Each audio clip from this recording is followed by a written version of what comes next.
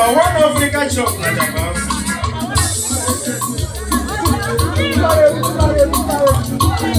Esse no kitili no shuri. Epe kona mi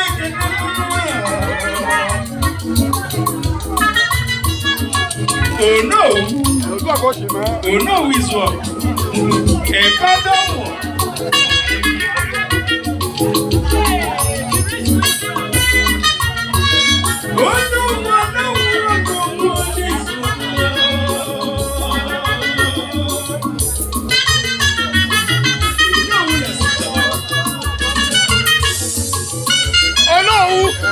Oh no!